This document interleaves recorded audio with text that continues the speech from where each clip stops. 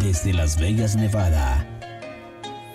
Iniciamos con el programa Hablando de Bienes y Raíces con JC Castillo y sus invitados. Comenzamos.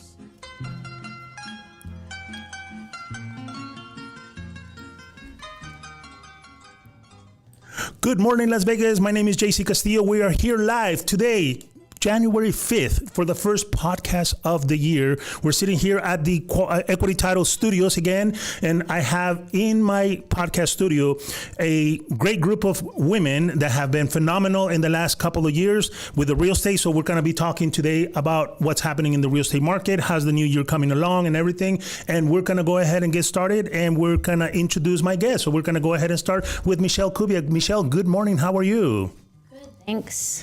Good deal, good deal. And also we have Tanya here. She's part of her team. Tanya, good morning. How are you? I'm awesome. How are you? I'm doing great. So if you guys want to go ahead and give me your name, your last name, the company you work with, how long you guys been in the industry, and then we'll just get started with the introduction to the audience. Okay? Michelle, want to get started, or you want to start with Tanya? Tanya, go ahead. Give me your first name, last name, how long you've been in the industry, who you work for, and the phone number if people could go ahead and get a hold of you. Tanya Johnson. I'm with Berkshire Hathaway, and this is going into my third year. Very good. And how can people get a hold of you if they want to go ahead and, call you to get an appointment with you later? 725-895-7776. Perfect. And also we have in studio Michelle. Michelle, please give me your contact information, please. My name is Michelle Kubiack with Berkshire Hathaway. I have been a realtor for 25 years. My phone number is 702-683-6576.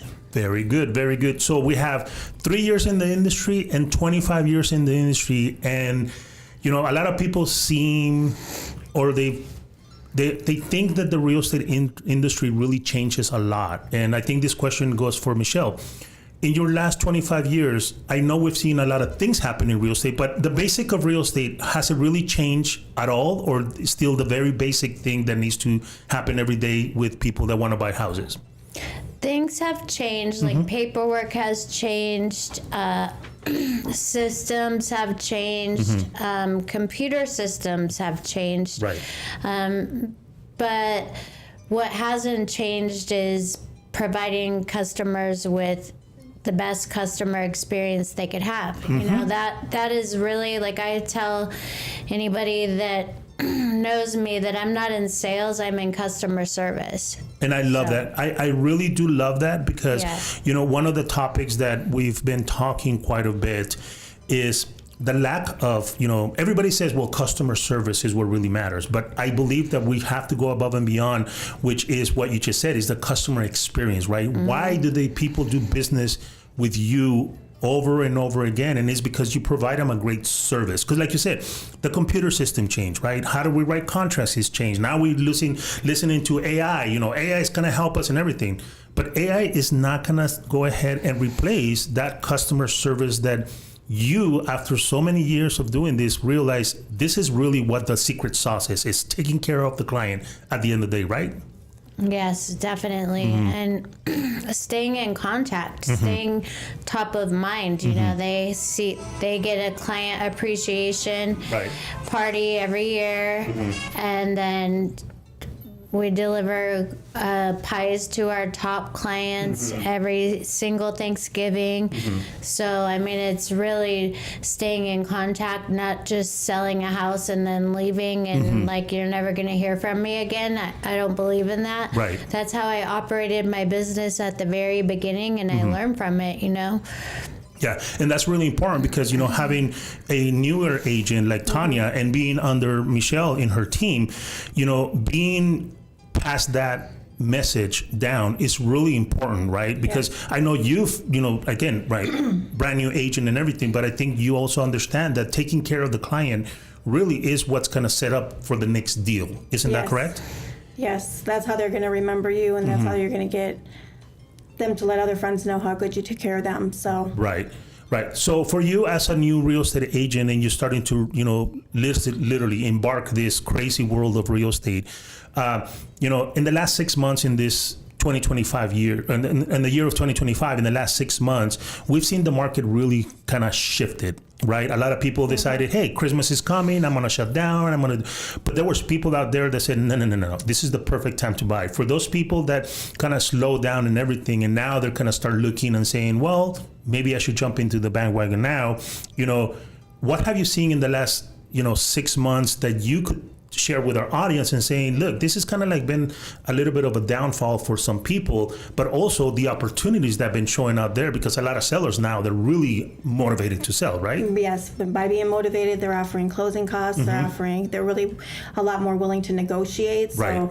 being on the buyer side right now and making offers is actually at your advantage and a great time. Right. And really, that's what people need to understand, right? That if you want to be a buyer, you should really consider talking to the real estate professionals to make sure that we have the right experience with them, but also to take advantages of those incentives out there. Michelle, I mean, you've been doing this for a long time, and incentives come and go, and when they're here, you should take advantage of them, right, Michelle? Yes, and I believe that, and I try to get that message across to the general public without sounding salesy. Yes. But, I think the mindset of the consumer could be like, we're just trying to sell a house, but that's not true. We're trying to get you interest rate buy down, get your closing costs covered, actually get your repairs done, because when the market shifts back to a seller's market, you're not gonna get closing costs covered. You're gonna end up paying more over asking price. You're not gonna get repairs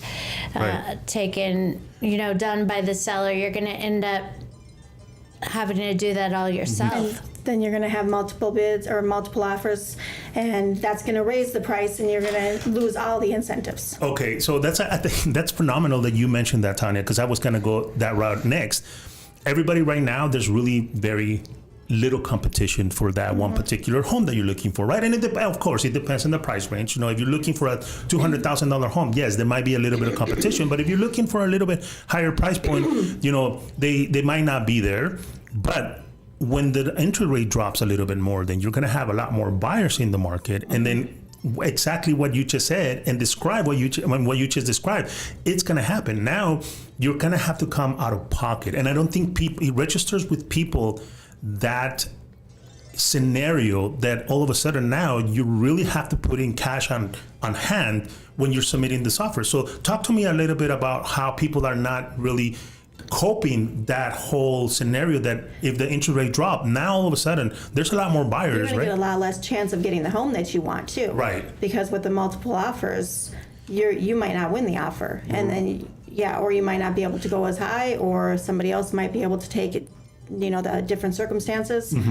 So your chances of getting the home that you want are now, and they're better. Right. And also the other thing that we've noticed, right, is that when the market shifts and there's a lot more buyers, now you're competing with investors. Now you're competing with people that are kind of trying to, really come in and just pay cash, right? Yeah. And if you are in one of the scenarios that do not have the cash to purchase, if you're not looking to get qualified for a loan right now, you're already behind the wave, if you want to call that. Am I correct? Or can you explain a little bit about how people need to start thinking if I need to buy a house in the next 3 months, you should already be talking to a lender, right? Definitely, because you need to know what you need to have ready. You need to be able to be starting to get ready so that when you're 3 months from now, you're in position you can go make an offer and everything's already set and ready to go. Exactly, because it takes time to get qualified. I mean, Michelle, you've been in this industry for quite a bit, some time. You've dealt with cash buyers. You've dealt with people that are getting loan. And yes, even though a loan takes a little bit longer, but that's money in the bank if you really want to consider that. Isn't that correct? Yes. And it takes time for people to go through the process of getting qualified, right?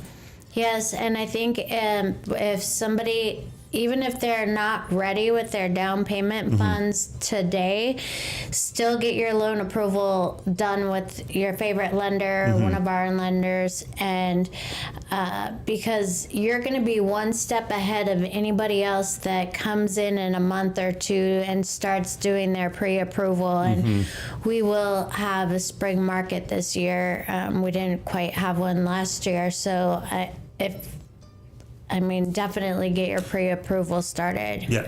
Not only that, but sometimes you might think that you're not ready, or might think that there's, might not exactly know where you're at with getting the loan. You go speak with the lender. They can advise you on different things to take care of and how much it's going to impact your score, how much it's going to make your deal better. Right. And so you can prepare in advance, and something might take 30 days or however long to change or show up or for you to fix, but you can get that process started, and they're going to advise you on everything you need to do right away. Listen, you just gave me a great idea, and talking when we were talking before going live, we were talking about how people they want to be prepared for the podcast, but an idea just popped up from what you just said. Right now we're in January. Everybody's going to start getting their W-2s. That means that everybody's going to start doing their taxes. That means that everybody's going to start getting their refunds. Why not start planning to utilize that refund that you're getting from your taxes to put it as a down payment, right? Or use it as a closing cost, right? Because now we really need to start pushing those people that might be on the fence and like, well, I don't know if I don't have enough money. Well, you know what? Don't take the vacation that you're planning with your tax returns, right? Put it in to buy a home, because the prices of the homes right now, they have, I want to say equalized. I don't want to say they have gone down, because people are like, oh my God, the sky is falling. No, the sky is not falling. The market tends to correct itself. I think it has been correcting itself for the last 6 months. So like to Tanya's point, prices are good, incentives are great. You're getting a tax return. You should be talking to a professional if you want to buy. Am I right or am I wrong, Tanya? 100% right. And why would you consider somebody coming in and saying, hey, I really think that this might be the year for me a house? Because we know, is this market kind of last like this forever, Tanya? And you've only been in it for 3 years. She knows a lot, though. Right? I know she knows a lot, but in the 3 years that you've been in it, you've seen the market shift. Yes. A lot of times, right? Buyer side, seller side, buyer side, and that's only in the last 3 years. I believe, like Michelle said, we're gonna have a great spring. Our summer is gonna look really good, because people are already sick and tired of, I'm waiting for the interest rate to drop. And you know what? The interest rate at the end of the day doesn't really matter. Is can you afford the payment? And I know that because you also do a lot of open houses. Are those conversations that you're having with the potential buyers that are coming in and saying, well, I'm not sure. Do you talk to them about more of the payment driven instead of the interest rate driven? Or how's those conversations are having with those buyers? Or potential buyers? With the buyers, I'm blanking. No, you're For good. your open houses. Yes, when you're sitting in your open houses and you're having somebody that says, well, I'm not sure if I should buy. I'm more worried about the interest rate. And I know that at one point you have to be saying, well, it's not really about the interest rate. It's about can you afford the payment? Of course. Right? And of course, if they're first-time buyers, you want to express that the more you rent, you're paying off somebody else's mortgage. Right. So would you rather invest in yourself and have equity a year from now, or would you rather just keep throwing money away to pay somebody else's stuff? And that's so true, because I'm running numbers in my head. Like, if somebody's going to rent a $2,500 house, they have the $2,500 security deposit and any other deposits that come with that. And for a year of paying $2,500 a month, that's $30,000 just in rent. Yep. Then add your $5,000, figure $6,000. So $36,000 of your own money you're giving to somebody else and helping them pay their mortgage when you could be building your own equity. And when you add the numbers together as a whole, it makes more sense to people, because that same number could be a down payment. Correct. Or they could do down payment assistance programs, or FHA is only 3.5% down. Right. And I think that the point that you're bringing, Michelle, makes it more understandable for the buyers, right? They're only like, well, I'm going to go rent a $2,500 home. Well, yeah. Well, once you really look at all the costs and you put everything together, just to move in, you got to bring in almost $9,000, right? Yeah. And with that, can you start the process? If you have $9,000, can you start the process to start wanting to buy a house, Tanya? Yes, and like Michelle said, there is down payment assistance programs too. Right. So there's a different couple options, but your best bet is to speak to a lender to know what your options are, so then you can make an educated decision. Right, and then the other thing is, a lot of people want to be, let's be honest, right? The buyers need to be realistic of what they want to buy, or where they could buy, because you're not going to come in and say, hey, I have a $5,000 monthly payment and I want a $25 million home, because that's not gonna really happen, right? And I know Michelle laughs because it has happened in the past with a lot of people, that you need to sit down with them and be like, hey, let's be realistic, right? If this is what your budget is, then this is what the price point of your home is. And there's always a great way to start. That you're never gonna find your forever home. I mean, you've been doing this for many years, Michelle. How many people have you really put into their forever home in the past 25 years? None. I've done a lot of move-up buyers, and and what I think what happens in buyers' mindset is they want their dream home from the beginning, and it's just educating them that, hey, you might have to start at a condo, but guess what I've done for my second buyer ever in the business? I sold her a $200,000 house. Her and her husband moved into a $500,000 house. And then 10 years later, I sold them a $1.3 million house that they've been in for 10 years.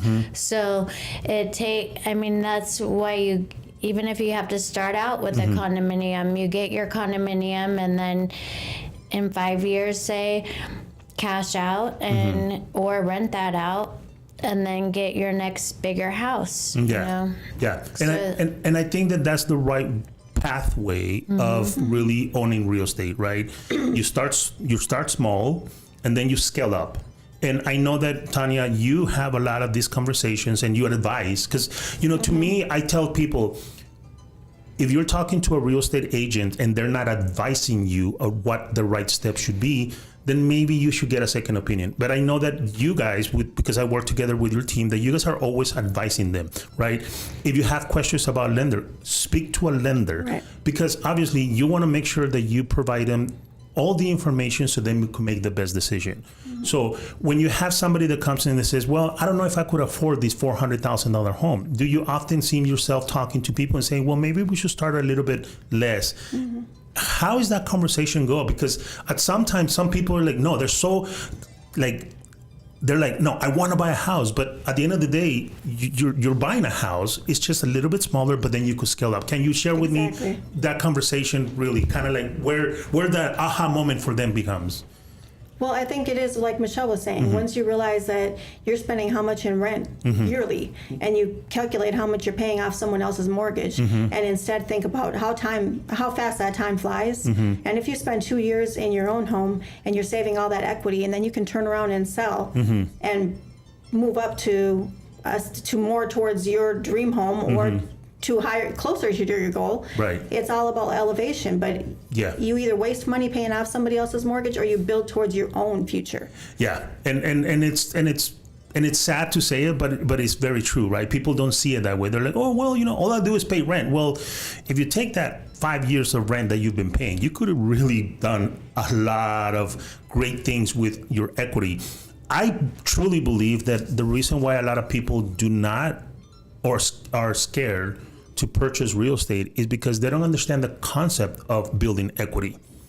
Can you kind of explain that in a nutshell, and really what happens when you buy a mortgage and you start paying that mortgage? What really happens to the loan? Because I think a lot of people don't have the conception of how really equity is built. They're like, I know I just have to make my payment, but maybe a lot of them don't really understand what the equity building side is. Can you share that with us a little bit? Yeah, so when you're making your monthly mortgage payment, even if you pay a little bit extra, you're paying off your loan while the market's going up and, appreciation. And so you just keep on paying, the market keeps appreciating, and then say you wanted to sell in 5 years. You have a big chunk of money, depending on the market, of course, that you could use if you're selling your home and put it down towards another house, and then even have a lower payment with a bigger house sometimes because you built that equity 4 years.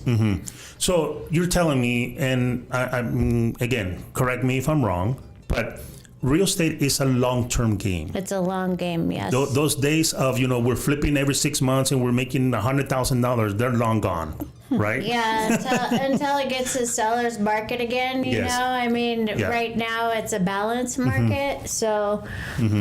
So if you're really looking at investment in the long term, that you're always going to be able to have appreciation, right? Because I believe that the normal appreciation in a normal real estate market is between 4 to 5% every year, year over year. I know there's some areas that are appreciating 12%. I know some areas are appreciating 15%, right? So it really depends on the area. But worst case scenario, you're going to make 5% over that. Let's just run numbers, right? If you buy a house for $100,000 in the first year, you're gonna make $5,000 in appreciation, right? And then you're also paid off probably like about $1,000 or $2,000 of the. So as you're paying your mortgage, the debt goes down, but your value of the home goes up. And I think that separation is what people don't really understand. That's what we call equity, right, Tanya? Yes. And people need to understand that there's a mathematical sequence that happens in building your equity, and you only see it when you sell, right? You only collect the funds when you sell, but you're building equity. Unlike Tanya was saying, if you're paying mortgage, you're building somebody else's equity. Yes. Right? And I've always talked to people about that scenario, and I know people that rented for 20 years. I'm like, man, you could have paid off your house. I mean, you could have bought probably 2 or 3 houses between those 20 years because of the amount of money that they're building in equity. So if I'm out here listening to the podcast and I want to go ahead and, reach out to the Kubiack team, what is the process as a buyer to come in, to sit down with you guys, to go through that process and getting me prepared to the next potential step, which will be, talking to the lender? How would that conversation with a new potential buyer go if I reach out to the Kubiack team? What should I be expecting, quote unquote? Because a lot of us are scared that, you're going to kidnap me and then you're going to go show me homes. And then all of a sudden we're signing contract. Kind of like when you go to a new home, right? You go to a new home and you walk out of there with a contract. Let's be honest, right? Well, we don't kidnap our clients. We love on them, actually. Yes. And you can expect some type of a buyer consultation, us to help connect you with the lender, and to really listen to what people want in a home, and then sit them down and show them what's available in their criteria, or depending on if they're local, we get a lot of out-of-state people, so we will email them the properties, and then they can tell us, no, I want this or that. So it really is about educating them, giving a buyer's handbook, letting them know our process, explaining the buyer-broker agreement that we've had to have since August 17th of 2024. Right. Explaining that process to them, and making sure that, we're a good fit for each other. And that's a great point. I think that's a great point, because sometimes the fit doesn't work. Right. I mean, you got to be happy with the person that's giving you, advice. Right. And sometimes, like I said, you guys are not going to kidnap and be like, now you got to buy with me. Like, no, you know what? If you and I feel like we could work together, we're going to have a great relationship, because at the end of the day, you guys are providing a service to the buyer, right? You guys are, Tanya, I think that I could speak in your behalf, but you guys are really guiding them through the process, right? Yep, that's the exact word. Yep, guiding, giving, just steering them, not steering, guiding them in all the decisions and all the paperwork that needs to be done and everything that needs to happen, and giving them all their options. So let's talk about that guiding process, right? So I'm a brand new buyer. I don't even know what my credit score is like, right? I come in and I sit down with Tanya, and Tanya's like, well, we should get you with a lender, right? I go to a lender, the lender says 1,001 different things and throws, lingo out there that I've never heard before and everything. And then I come back to Tanya and said, okay, you know what? I qualify for this amount of money. How would you take me through that process of guiding me to make better decisions based on what, my requirements are, right? I'm only looking for a 3-bedroom house, a 2-bath and everything. But there's other questions that you need to know about location, right? Location, Talk to me about that. What do you really want in a house? What are Okay. your absolute no's in a house? Okay. What's important to you? There's a lot more to it. So then we'll set up a search, and all based on the criteria that individual is looking for. Send it through an email. Then they'll go through and look through the options that are there and let me know which ones they like, don't like, and I can always change it at the same time Okay. to update it to better fit. Or if they decide halfway through that something isn't working, then they just let me know, and we just kind of start the process there to get a feel for what they're. Sometimes they get started and realize that things that were important aren't important anymore. Oh, So really? that's another thing. So Yes. it's just kind of like as we go along, we grow together, and we just make the decisions on if they need things changed or what they're looking for. Right. That is interesting because a lot of people, again, have their mindsets like, oh, I want a 4-bedroom house with a white picket fence. And like at the end of the day, no, they don't end up buying that. They end up buying something totally different. 2-story. 2-story, right? Instead of 1 story, yeah. Right. Yeah. And it's because you guys are really asking the right questions, right? What's important to you, right? Well, if I have small children, I think that if I have a big backyard, it's important. But then if my children are in college, the big backyard, it doesn't have to happen because now I got to do more maintenance on it, right? So those conversations, how important are really those deep down conversations to the buyer so you could help them pick? Because I'm pretty sure you're not just going through, an encyclopedia and then pulling the listings from there. I mean, there's a system that you guys utilize. Can you talk a little bit about the system that you use to help the buyers really identify the properties that are out there, right? You know which one I'm talking about, right? Oh, the multiple listing service? Yes. Can we talk a little bit about how is that? I mean, because the house don't magically appear, right? No. Right. Right. So explain that to me. The system that you guys use, how detailed it really gets out there. Oh, it gets really detailed. It can go from 1 story to 2 story to square footage, to how many bedrooms, to how many bathrooms, to garages, to schools, to locations, to do you want gated, non-gated, age restricted. There's so many options, even down to the front lawn. Really? That's amazing because again, right? A lot of people only see whatever pictures they see in the internet, but hey, if I see this house on XYZ, and then I come to you, you're like, well, you know what? It's in an HOA, and you don't want an HOA. Then all of a sudden now that does not become an option, right? So it's really important for you guys to have those consultations and really go through the system. Now, when you're sitting with a buyer for the first time, are you sitting with them and you have the MLS open and going through them and punching in what they're asking, or do you ask a series of questions and then you go and take the time to search for it? I mean, how does that process work, or does it depend on the buyer as well? Well, it depends on the buyer and what everything starts with them. Okay. So they tell us, we ask the questions. Yes, like I said, give me an area, a zip code. What are your, like you said, your priorities? How many bedrooms do you need? How square footage, the price range. Right. Obviously, you need to be realistic with the price range, or you're going to be disappointed, because if I show you properties that you can't afford and that's what you want, or that you aren't qualified for, then you're going to be upset and your expectations aren't going to be great. So we got to stay within the budget that you're looking to. Right. And how important is to hear, Michelle, one of your team members really understand what you've been preaching, if you want to say, about the customer experience, right? She's really asking the right questions and saying, we want to identify the best home that matches your needs. How important is for you to hear that from Tanya, that, it's newer in the industry? It's amazing to hear all of the girls with that, because they all do excellent customer service. I've seen Tanya in action.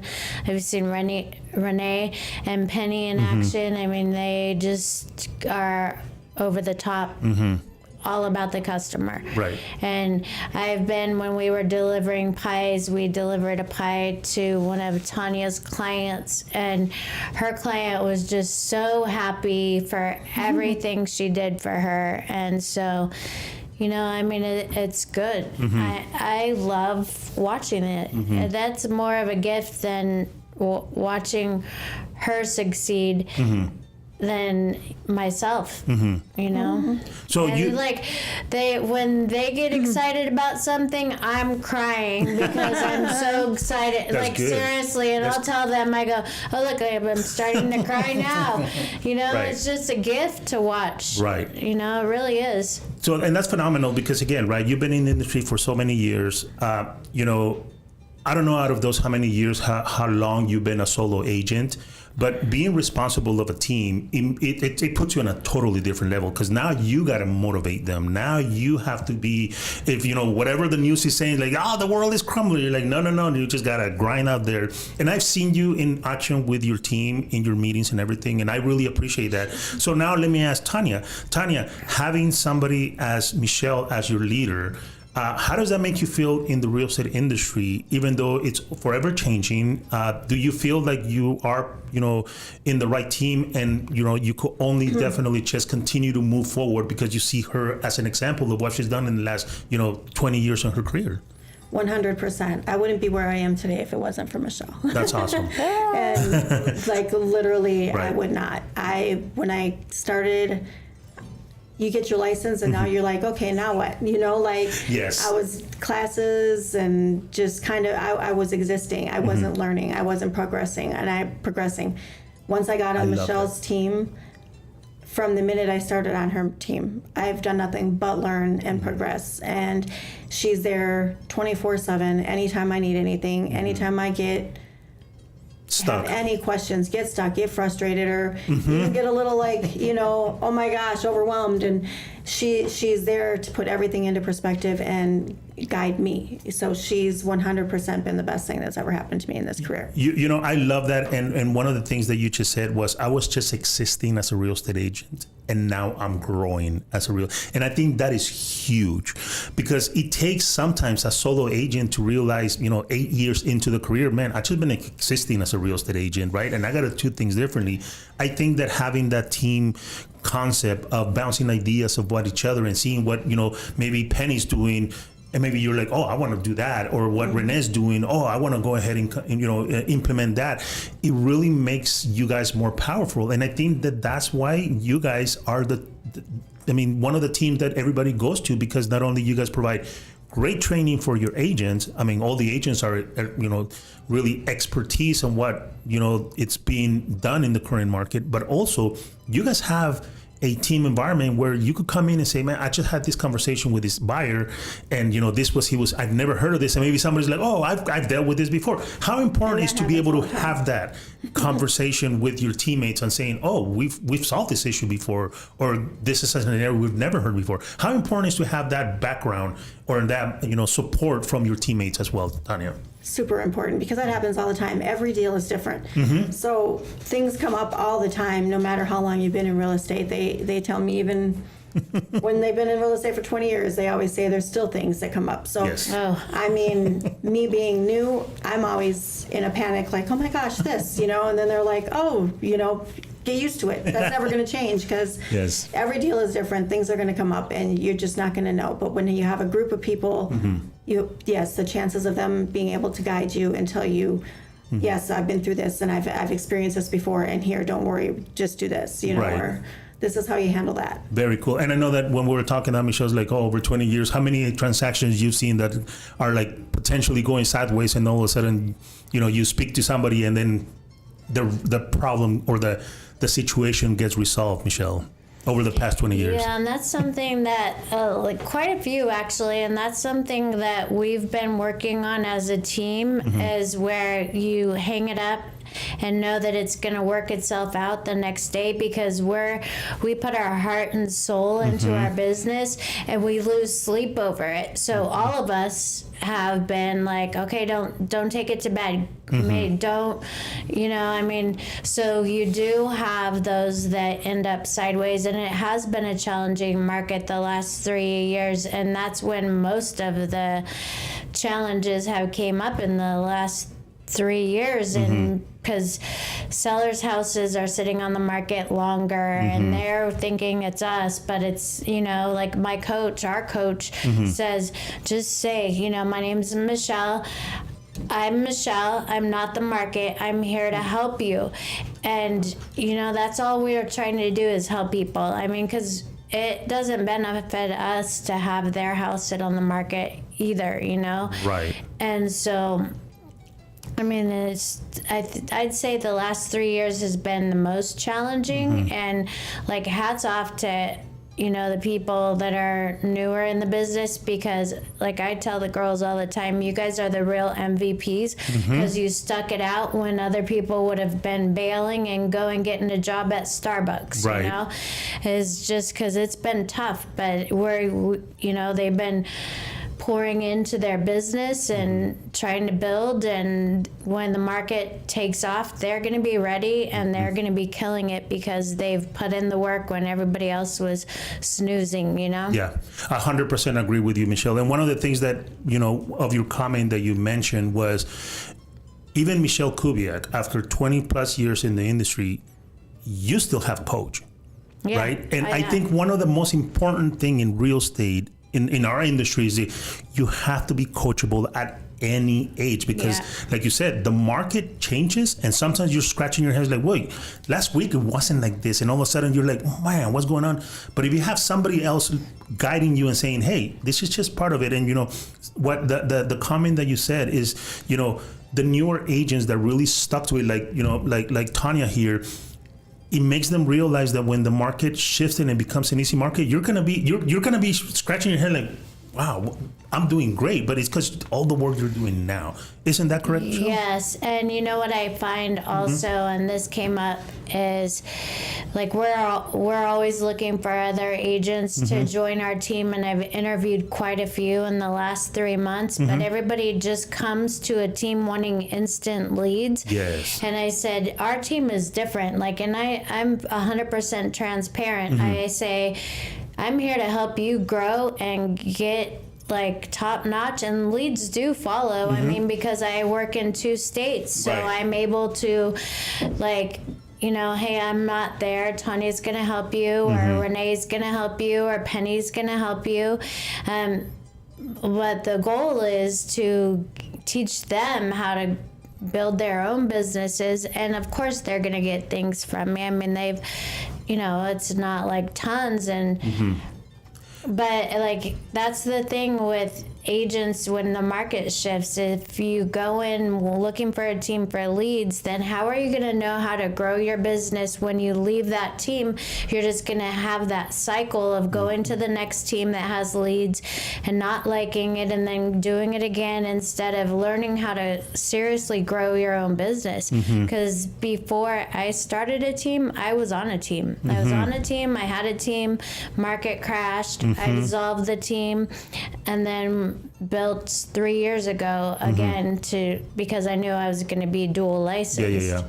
Yeah, and you know that comment you just said, Michelle, is so important, right? A lot of people think, oh, I'm just gonna join a team and then they're gonna feed me, and it's like, no. You got to put in your weight here. You got to do in your work, you know. And one of the things that I have noticed, because I work very, very closely with your team, right? With, you know, Penny and Renee and Tanya, is, you know, they do a lot of open houses. Yep.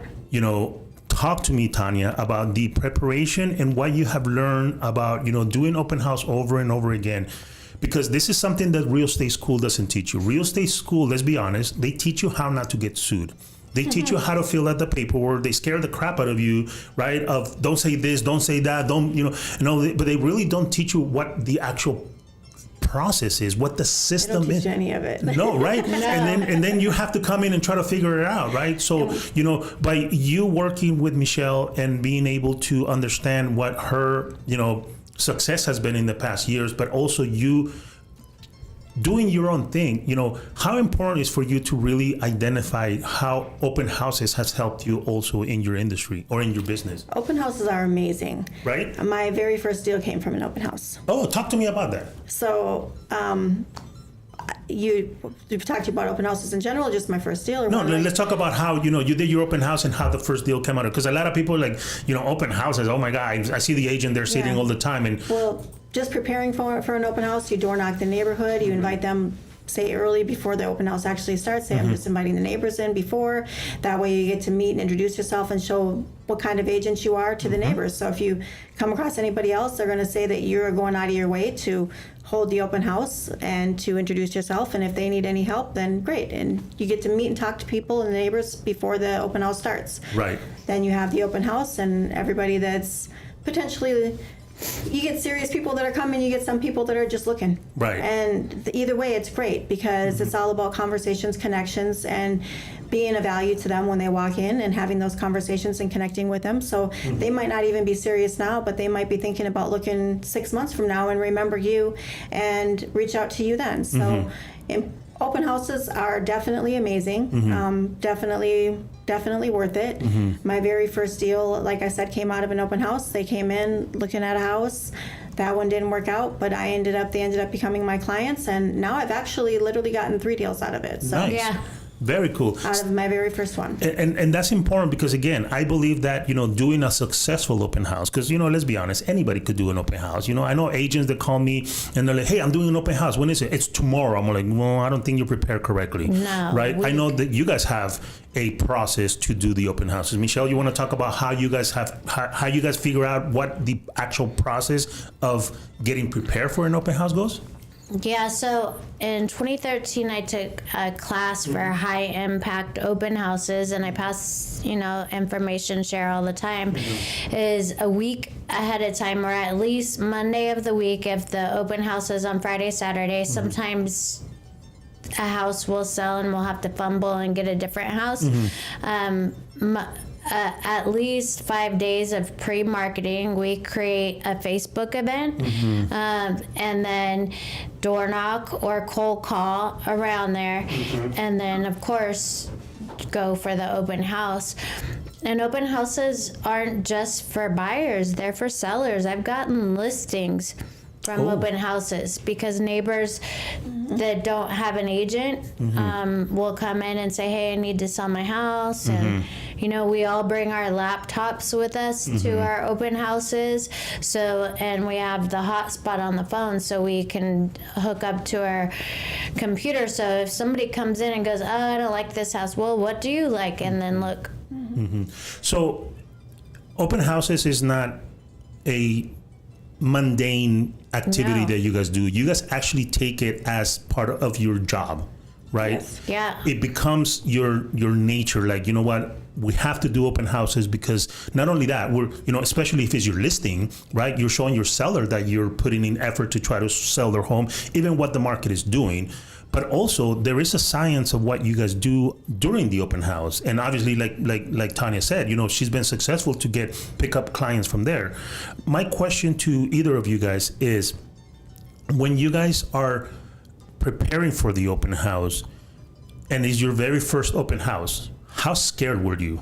Tanya, please share with me that information because people need to realize that, you know what, you're in theory, you're looking calm and collected, but you're probably shaking in your boots, right? Literally. I mean, when I first brought up joining a team, that was, to kind of go backwards a little bit. Yeah. That was one of the first things they said. Well, why do you want a team? What are you looking for? Like, I think they were asking, do I want leads? I'm like, no, I want to learn. I want to grow. I hadn't done an open house then. Right. I'm like, I didn't know anything. And I was like, I wanted to learn and do it. So when I came to Michelle for the interview, I'm like, I literally want to learn. I want to feel comfortable doing open houses. I want to feel comfortable speaking with people. I want to feel comfortable about everything. And right now I felt like I was just sitting stagnant. So yes, like I went to my first open house with Michelle, and all of a sudden I'm like, what was I so afraid of? By the time I'm 2-3 in, I'm like, okay, got this. Like, but it was just a fear of the unknown. Right. And it's not, you just have to do some things and you have to see them done.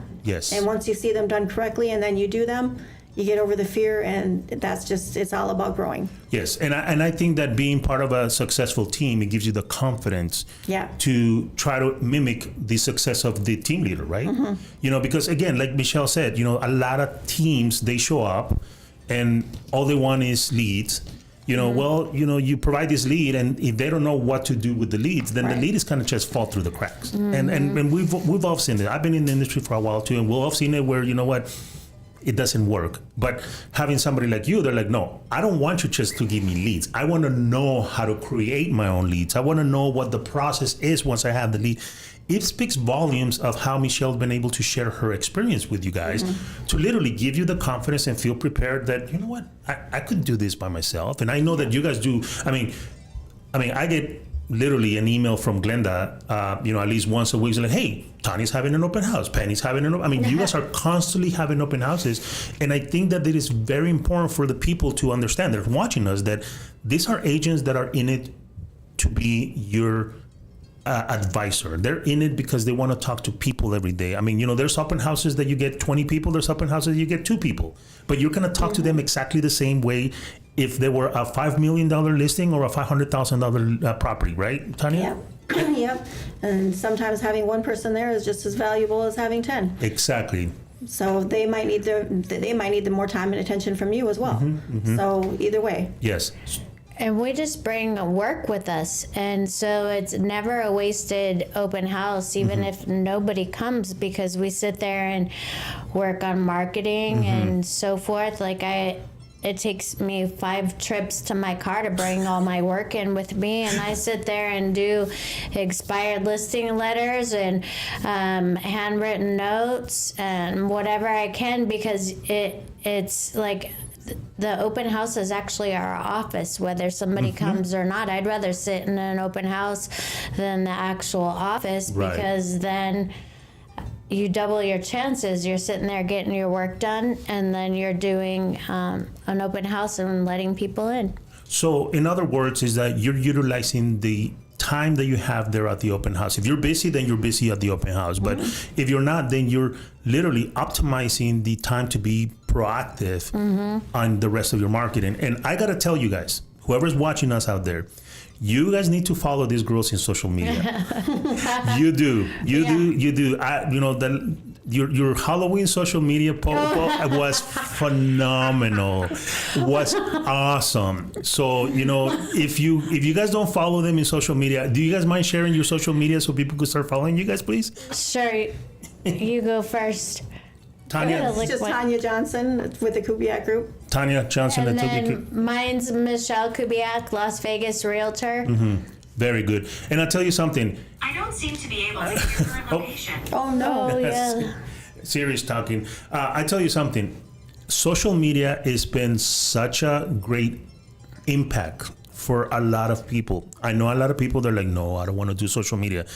But you guys take it very lightly. You guys make it fun. You guys make it just really very approachable. And I think that is something that people with so many surround noise, so many white noise out there, that you see the professional real estate agent and they're all nice and clean cut and they have a production company behind them and they're always perfect and everything. Listen, I'll tell you something. Nobody's perfect. That is 100% for sure. Nobody's perfect. Yeah. Right? People like real. And you guys, social media is so real, is so catchy, is so entertaining. But at the same token, it keeps you guys professional. It really talks about what's going on. I mean, like last time I saw Renee. Renee was walking around, literally door knocking. And she's like, hey, I'm in social media. And I'm like, you know what? This is what people really want to see. Yeah. Right? They don't want to see the polished real estate agent behind the scenes and just doing everything perfect. No, it's like, you know what? This is the grind that you guys really do, for people to understand how much work you guys really put in. So for that, I really applaud you guys. So if you guys don't follow them, go and follow them. I highly recommend it. Please. I'm sorry? I said Renee is amazing at it. You need to really follow her. Yes. Yeah. Yeah. So, and we're going to have to drag, because full disclosure, we dragged Tania here for the podcast. She didn't want to be in the pod. She wasn't even prepared to be in the podcast, right, Tania? Not at all. I think we did pretty good. Come on, let's go.